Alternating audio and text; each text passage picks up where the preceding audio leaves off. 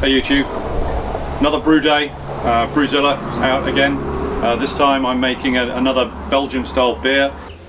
We'll take a quick look at the beer fridge later and you can see the quality of the beer that was produced last time.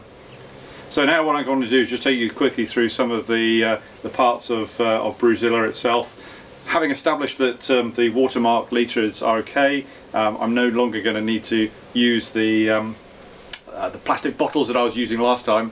So I'll just fill it up to the 25 litres worth of water. Just pull it from the tap straight off. Not going to do any treatment of the water. I don't know what the actual quality of the water is out here, but it's Thames water, and I'm sure it's producing some pretty good beers. So for me, I'm not so worried about that at this moment in time. I may look into that into the future. I wanted to take you through some of the parts. I know I've done a sort of close-up video on this one, but in situ, just really want to take you through this. So without further ado, let's take a bit of a closer look at the equipment and then what we're brewing today. Okay, on close up. So Brewzilla is currently without any liquid inside it. So this is what Brewzilla looks like when there's no liquid inside it. You can see the remnants of the previous boil that I did. I have washed it down. Probably you can get it cleaner than this, but for the one of the purposes of the fact that just going to be boiling, there's no high sanitization that's needed at this level, then this is good from my perspective. There's our malt pipe. There's some of the ingredients that I'm going to be using. This is the false bottom, so let me just pop that one in. So that goes in like that. That protects the pump and the filter element so it doesn't get scorched. And then we'll look at some of the other parts. So these actually go into the malt pipe. So we get the malt pipe up. So here's our malt pipe. And then this filter system. So you've got two meshes. You've got a slightly thicker mesh at the bottom there. Slightly more open mesh at the bottom, and then a slightly thinner mesh. And then this tube allows itself to essentially move up and down depending on the depth. To be honest, because of the size of the grain that I'm using and the amount of liquid used in the brew, I'm finding that I'm needing to use this right at the very top, so that then I can put the little recirculation tube over the top. When you're filling it up, then you put the little rubber bong over the top. So let me just put the rubber bong on now. So it's in place and we're ready to roll. This then just goes into the malt pipe, like so. Sorry for the noise. And there we have it. So that's now in, ready to accept the grain, and then obviously we will then make sure that nothing gets trapped into the pump itself. The other items, there's the recirculation hose, there's the tubing. You can see it's discolored. That's from the previous brew. Yes, I did cut down the pipe, so I still got some extra pipe, and that's the good length for me. And then you've got the lid just to keep things all together, and then finally that goes on top of the grain if you want to, when you're doing the essentially the recirculation on the mash.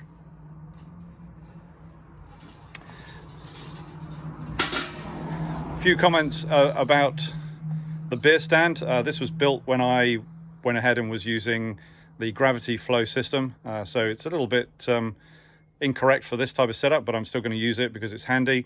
What did we have here? Well, we had a little pump. The pump was used to again for sparging, and I would have one end of this connected to the hot liquor tank, and then the other end would go off and go to the sparge arm, and then that would sparge over the top of it. Now with Brewzilla, you don't need a sparging system in the same way. You can do, obviously, but in this case, I didn't use it last time, and I got some really good results out of it.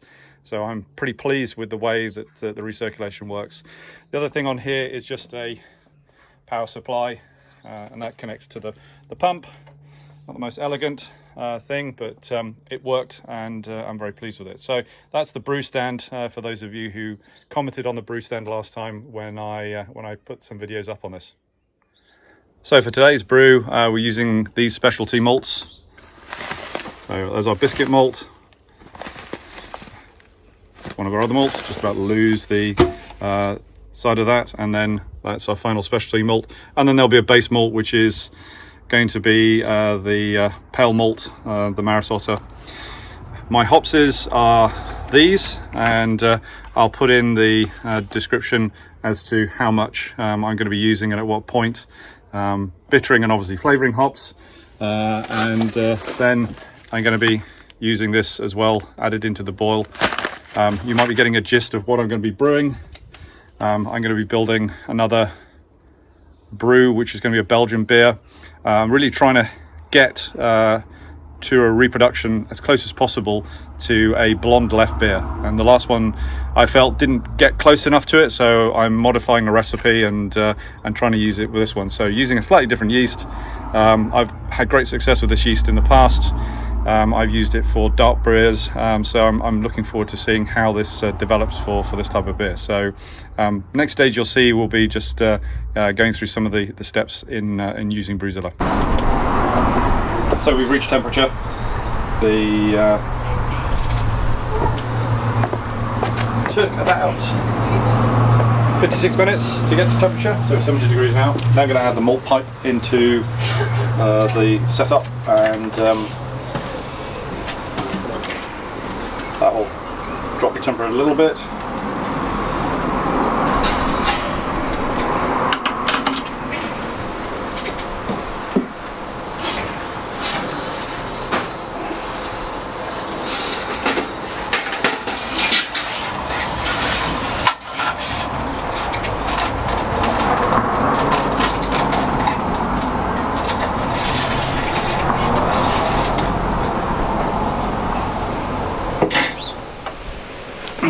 Right, so I'm setting the mash temperature to be 67 degrees.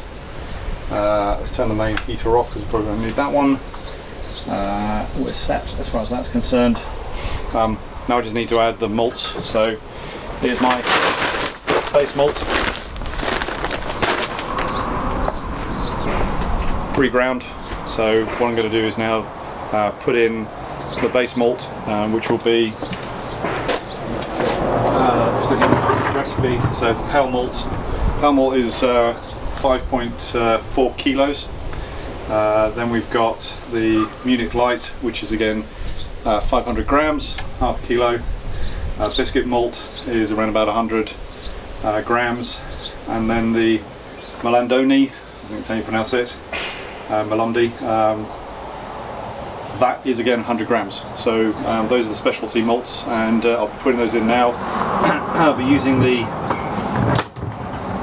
my malt bucket to get an approximate size for the amount of malts. So I'll just decant that into the malt bucket.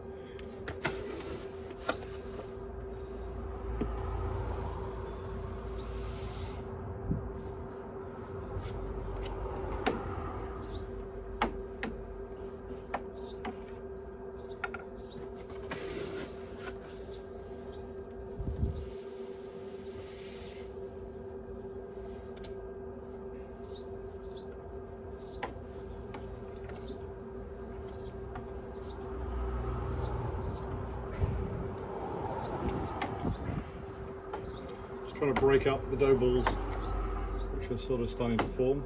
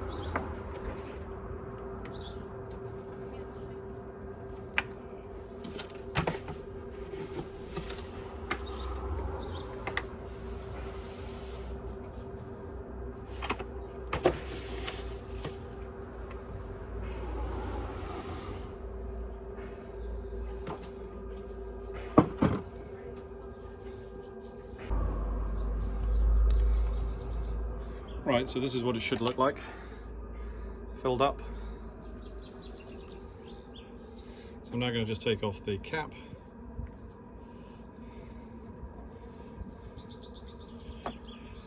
And put in the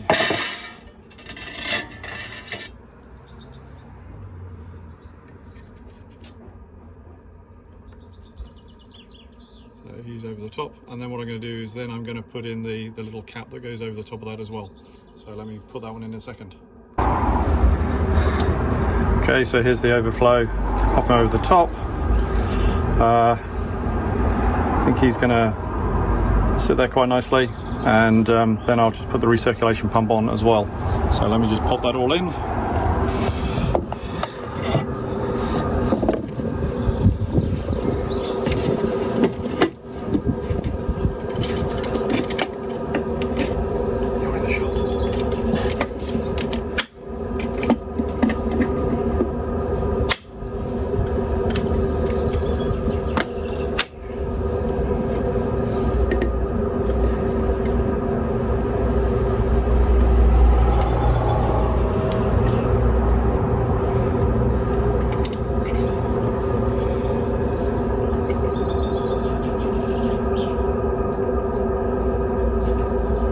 Okay, let's turn the pump on.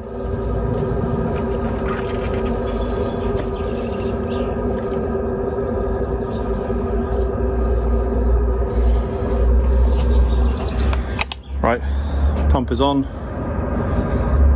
Getting a bit of recirculation going through. Fairly slow at the moment, so I want to make sure that the grain bed doesn't dry out.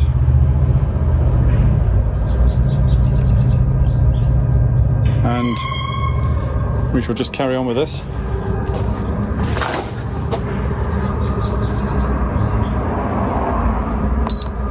So we're on.